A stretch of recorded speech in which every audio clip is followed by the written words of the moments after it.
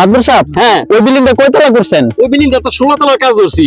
হ্যাঁ আচ্ছা, মাদবর সাহেব, হ্যাঁ হ্যাঁ বেয়াদবি মাফ করবেন। হ্যাঁ কি সেবার আমার উত্তরের জমিটা হ্যাঁ। আমি তো দখল করে খাচ্ছিলাম, আচ্ছা কিন্তু এখন এ দখলদাররা দখল করছে। এই জমিটা মুক্ত করার জন্য ব্যবস্থা করেন মাদবর সাহেব। এটা কোনো বিষয় হলো পুরো তুমি কালকের ভিতরে পেয়ে যাবে, কোনো সমস্যা নাই, টেনশন করো না, নিশ্চিত থাও, অসুবিধা নেই। মাদবর সাহেবের উঠা উঠা উঠা আরে হ্যাঁ কিসে? এলাকার ভিতরে খুব উচ্ছৃঙ্খলা ভাবে চলতেছে। কে? আমি সোহাগ গাজী ঠেকান। এলাকার পরিবেশ ভালো না। এই কিছু ঠান্ডা ঠান্ডা শান্ত। এই আসলে না, এই সোহাগ গাজীরা তো গ্রামের মধ্যে অনেক অশান্তি সৃষ্টি করতেছে। আসলে মাদবর সাহেব, একটা বিহিত করা দরকার না? হ্যাঁ মাদবর সাহেব, একটা অবশ্যই একটা কঠোর ভাবে অবশ্যই মাদবর সাহেব। শোনো শোনো, হ্যাঁ হ্যাঁ মাদবর সাহেব, পরামর্শ করে কি করা যায়। ঠিক আছে মাদবর সাহেব। জি জি ঠিক আছে মাদবর সাহেব। তাহলে ওঠো, একটা কঠোর ব্যবস্থা নিন। ওর জ্বালায় যখন আমরা গ্রামে থাকতে পারতেছি, একটু অশান্তি সৃষ্টি করতে।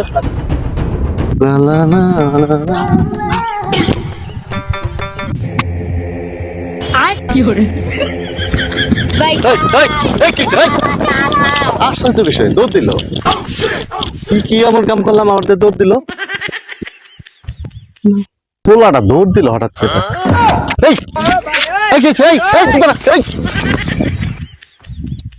বুঝলাম না, যেই দেই এই দৌড় দেয়, বুঝলাম না কিছু। এই জায়গায় মানুষ খালি দেখলে খালি দৌড় দেয়, দেখলে দৌড় দেয়। এই দাঁড়া দাঁড়া দাঁড়া দাঁড়া দাঁড়া দাঁড়া, এই দাঁড়া, দৌড় দিস না, দৌড় দিস না, দেখ দেখ দেখ, দৌড় দিস না, দৌড় দিস যেদিকে যায় খালি পোলাপান খালি দৌড়ায় দৌড়ায়, বুঝলাম না কিছু। এই এই দৌড় দিস না, এই দৌড় দিস, ইয়াল্লা কাম সারছে। কি এমন অপরাধ করলাম, সবাই খালি দৌড় মারে। ইয়াল্লা আল্লাহর যে এলাকায় জেনুই যায়, উনি পোলাপান মানুষজন যা আছে বুড়া দৌড়া নাই, সব দৌড় মারে। ওই যে মাতবর বসে আছে, মাতবর কাছে যাই দেখি, আমার অন্তরটা সব শেষ করে সারকার করে নিয়েছে। মাদবর সাহেব, হ্যাঁ ওই যে সোহাগ গাজী আসতেছে। এই তোরা প্রস্তুত হ, তৈরি হ। হ্যাঁ মনে আছে তো বাকি বলছি? মাতবর সাহেব,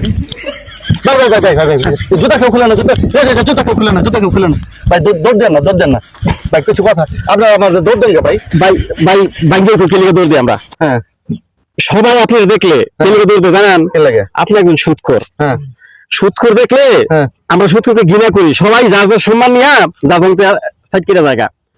সুদখোরকে কেউ ভালোবাসে না, এজন্য আপনি সুদ খান রে, সবাই একই অবস্থা। আমরা ভয় পাই। আমরা ভয় পাই, সুদখোরকে ভয় পাই। হ্যাঁ, আল্লাহকে ভয় পাই, সুদখোরকে ভয় পাই। এজন্য যদি আপনার উপর ঠাডা পড়ে তখন তো আমরা মরে যাব, আপনার জন্য আমরা মরবো, এই জন্য আমরা সুদখোরের স্থানটা কি, কোন পর্যায়ে আমরা পড়ছি তো, ওই জন্য আমরা খুব ভয় পাই। জি জি বুঝতে পারছেন?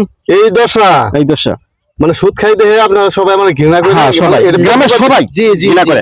প্রতিবাদ হিসেবে এটা করছেন না? প্রতিবাদ হিসেবে এটা, হ্যাঁ। ভাই আমি আর জীবনে সুদ খাম না, কথা দিয়েছেন তো? হ্যাঁ কথা দিতেছি। হ্যাঁ আমি দেশবাসীর কাছে কথা দিলাম, সুদ টুদ কিছু খাবো না।